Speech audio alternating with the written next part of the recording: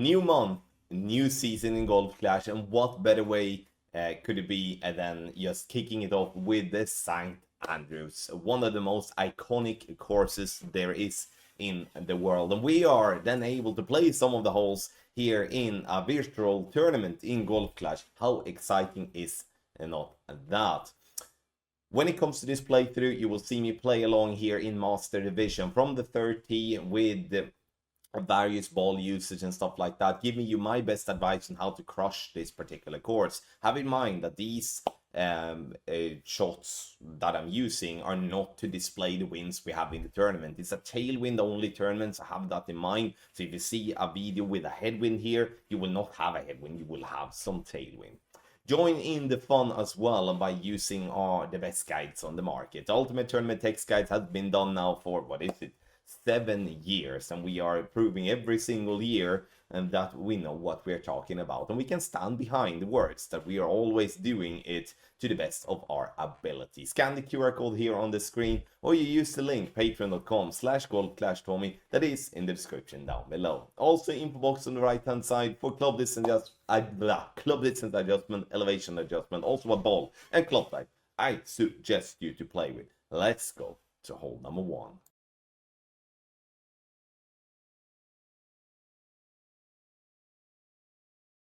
We start off with a very short par 4. Here we do have two options really. One that is to go on the right side of the little stream of water.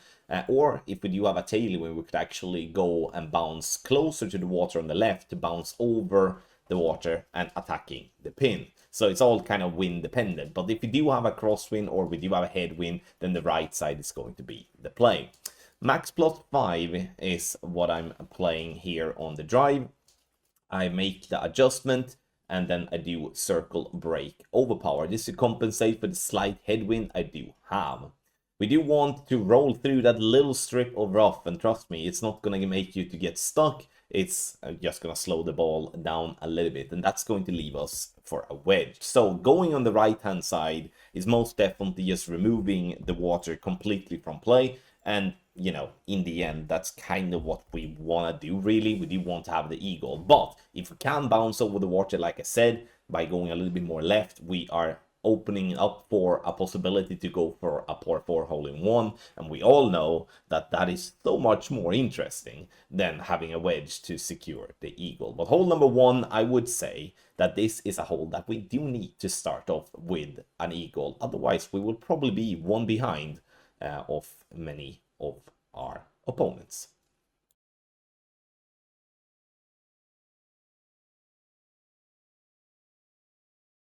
For hole number 2, we are going to take the path straight down the fairway, trying to get ourselves either onto the green or just by the green. It all kind of depends on how hard you want to push it here. You can see that I'm starting at P6 max rest with my Apocalypse. I'm using 7 bars of topspin and 2 right spin, using a Kingslayer here to set it up. I'm reducing the topspin a little bit to get down and settling around 6.5 bars. Then I'm swapping to a Luminary ball. This because I would like to do a technique that is to play with a slower OP needle. And this is a technique that will allow you to get a little bit more distance and still having a smooth needle to play with, instead of just having to center ball. No elevation on the drive is what I judge it to be. And then we are rolling down. You can see that even though with a crosswind, we are putting ourselves just by the green. If we would be having a little bit better rollout or maybe a little bit more topspin, we would be getting ourselves easily then to the green. When you end up here for a wedge, it's just a standard small wedge towards the pin. Either you're going a no spin or you go all the top spin. And I personally prefer, when you're so close, is to just use all the top spin on your wedge.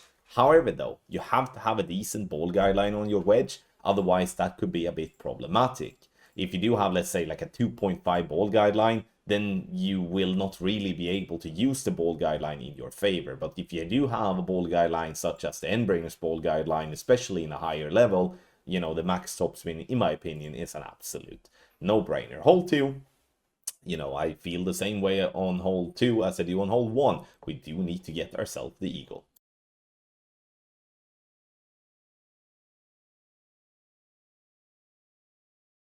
We do continue the run of shorter par fours, and here it's most definitely a par four hole-in-one chance. Now, have in mind that this is an almost direct headwind with a wind 6 ball here from the third tee, and you can see how close we are here. You will notice that I'm setting up pretty far back, and why is that? It's because I don't want to adjust into overpower. So if I would be putting myself up, let's say at max club, then I would obviously pull into max, and that would make it a little bit more complicated for me to judge how much, in that case, how much overpower that I would need. No elevation on the drive is my judgment using circle drop overpower, so you can still see that it's still a slow needle. Using some right curl because the ball otherwise will be going to the left. We could have done, in hindsight, maybe a little bit more right curl, but you can see how good that speed is, and we're getting ourselves there to the left side of the pin with perfect speed. I have no doubt that this is going to be such a hole where, at least from a guide perspective, we will see people having -3 on that scorecard. But no matter what though, regardless the way you're playing this hole, this one has to be an eagle. Otherwise, this one will even be more with hole 3 than what it is for hole 2 and hole 1. That you have to get that eagle. If you do end up with a wedge, you're gonna play that EB school with plus 20% elevation as a no spin. But I do recommend that when you are very close to the green, the max top spin is most definitely recommended.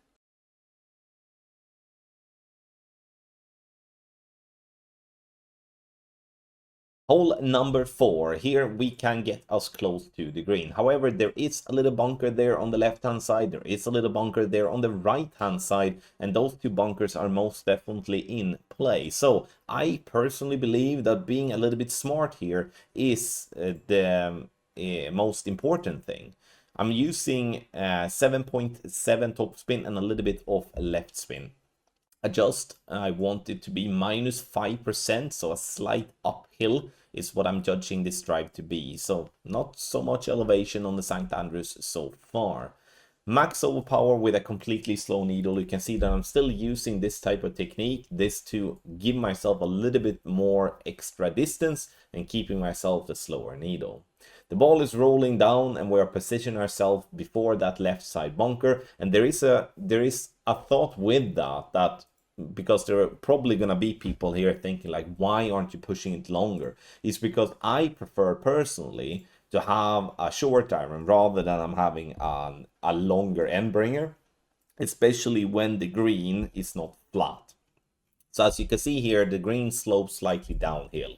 And sure, I could have played an end bringer, but for me, playing a short iron from minimum distance is so much easier. So when I'm picking and choosing here on how to play a hole like this, when I do have the headwind of tee, I do want to have a controlled drive that is simple to execute. And then on the second shot, I do want to have the simplest possible play. And for me, adjusting 15-20 rings with an endbringer is not simpler than playing with 2 or 3 rings with a thorn. Now, obviously, you have to hit perfect, as I'm not doing here in the video, but you have to when it comes to that. No elevation is what I judge the short iron to be. If it's an EB, then we're gonna play, or a wedge, then it's a plus 20% elevation, EB school. Now, have in mind what I said in the beginning, you can most definitely push this drive harder, but you have the two bunkers in play.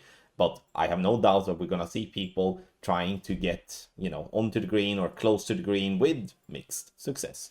Take your game to the next level with our Ultimate Tournament text guides for Expert and Master Division in the St. Andrews Links Trophy Tournament. This is going to be an exciting tournament to play the St. Andrews. I know we all love to play some of the original course, especially St. Andrews, which is one of the most iconic courses around the world. We provide an ultimate tournament text guide for expert and master division, free to play ball alternatives, some pay ball alternatives too.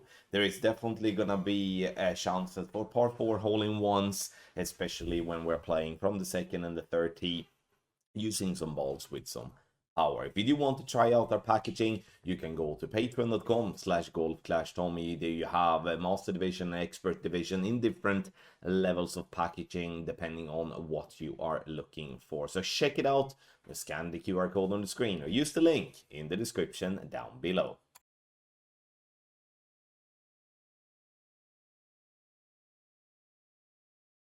Hole number 5 seems to me to be the first challenge we have on St. Andrews. This is the first par 5, only one of 2 par 5s in the whole tournament. Now, if we do have a tailwind, we most definitely have a possibility to get ourselves fairly close to the green.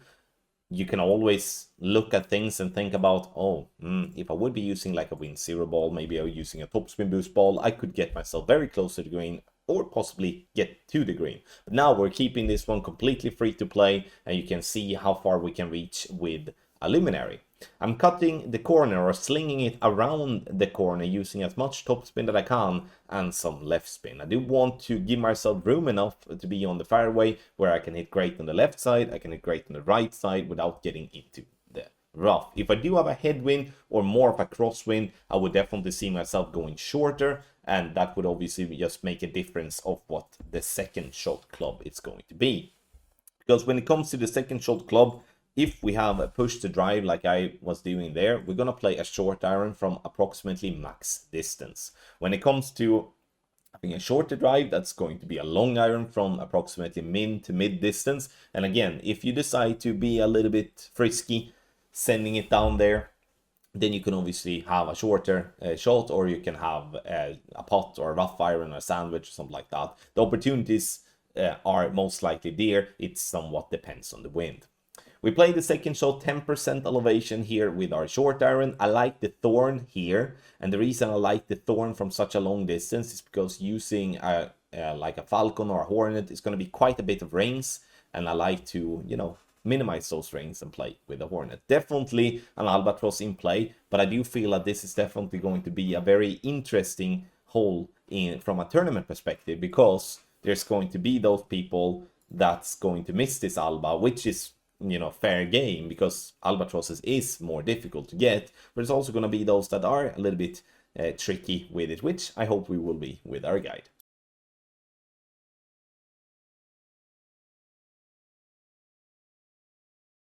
We are back to another short par 4 here. Most definitely a par 4 hole-in-one is on the table, especially if we do have some tailwind off tee. Here I'm going with a Kingslayer, and the reason I'm going with a Kingslayer is because I do feel there is value in going with just wind 8, because it reduces the wind, it gives less extra push from the wind, and therefore it's going to be easier to control.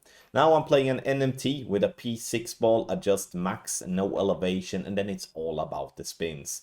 Obviously, having a practice before playing a hole like this, if you're not having a guide, is definitely recommended, because it's so easy to just fly the green or go super short as you don't really know what spins you're going to get.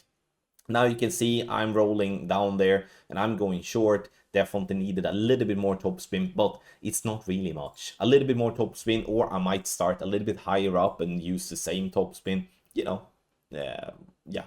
something like that would most definitely work. The second shot is not going to be a thorn. That's actually a mistake there in that one. I'm going to change immediately to a wedge. It's going to be a wedge if you go short. I would prefer, like when it comes to shots like that, when there is rough in play on the back of the green, that if you're uncertain of what type of topspin you're going to use, always use less rather than more, because we'd rather have a short wedge than we do have a play from the rough on the back.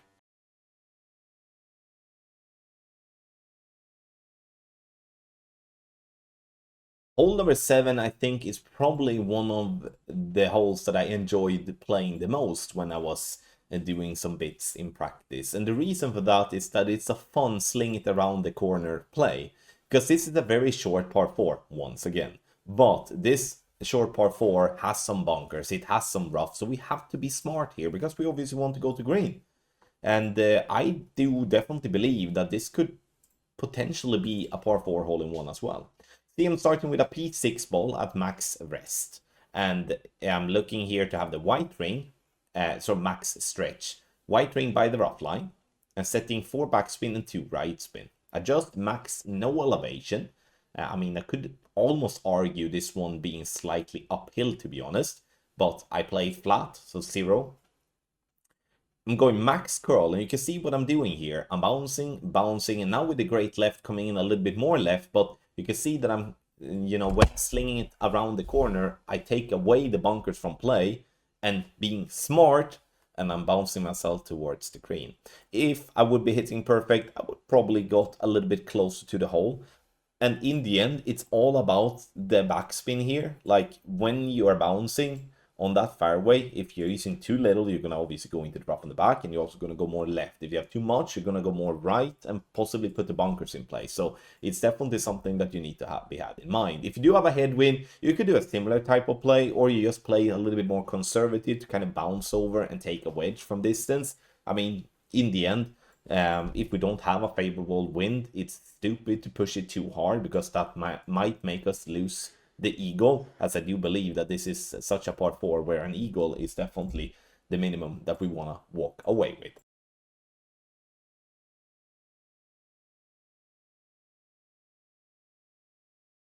We enter the first par 3 on hole number 8, and this is the easier of the 2 par 3s that we do have. There is loads of rough to work with here. The only thing here is to have in mind that it is slightly downhill on the green, and we don't want to come in too hot. In this example here, I'm using as much left spin that I can with my Kingslayer, which is 4 bars, and then some topspin together with that. You can see how short I'm leaving the ball guideline, but again, the green slightly slopes downhill, so we do need to leave it short, even though we do have a straight crosswind to play with. 5% elevation is how I judge this one to be, and then it's all about obviously finding the happy medium in terms of speaking together with the spins and the aim point that you're using.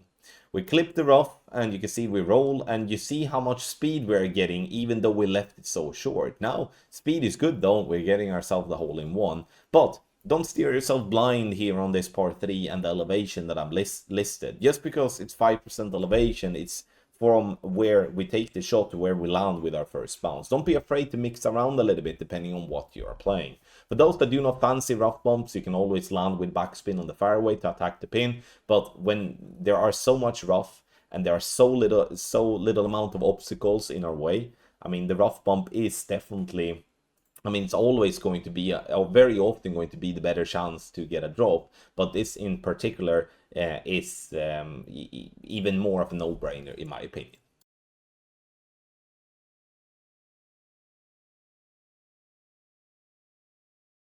Hole number 9. Besides the 2 small bunkers in the middle of the fairway, it doesn't really give us much of a difficulty when it comes to this par 4, but we love a way of pinging it to green. We love a way of giving ourselves a chance for the par 4 hole in one. I do recommend to start either a little bit high, a little bit more right, a little bit more left, and then going straight down the fairway.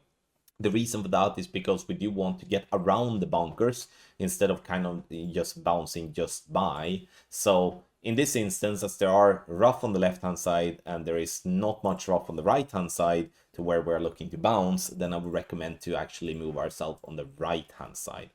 Using spins, that's going to vary. It all depends on what type of wind angle you have. Here we do have tailwind, and obviously we need less topspin in tailwind than what we use in headwind. And the ball comes down, we are coming in with too much speed, obviously. That's kind of, a no-brainer when we're looking at it. But you can see how we are hunting the pin by using just a Kingslayer with a little bit of topspin and some curl and overpower. The overpower is with a slow needle. Again, it's a technique for us to get ourselves more distance. In this case, we're then allowing ourselves to use less topspin and can therefore have a little bit better control. And this was my first, as you all know, I'm only going 1 practice token on these holes to give you a way and displaying the way that I'm thinking on these holes. So just picture yourself with a couple of more attempts on this one. We could be definitely lethal when it comes to attacking here on hole number 9. +5 It's what I'm judging the elevation, so 5% downhill. If we do have a wedge, if we for some reason would be getting short, then we are playing it no spin, EB school, plus 20% elevation. But again, if you do have the possibility with a lot of top spin and a good ball guideline, then it's just to aim it on the side of the cup and get yourself the eagle. Thank you everybody for watching this playthrough for Master Division for the St. Andrews. Super cool. I'm so excited. I know we have played it before, but I'm so excited about it. I hope you are as well. Grab yourself a package, join in the fun with the best guides on the market. Scan the QR code or use the links in the description down below, and we will have some fun with the St. Andrews crushing the course.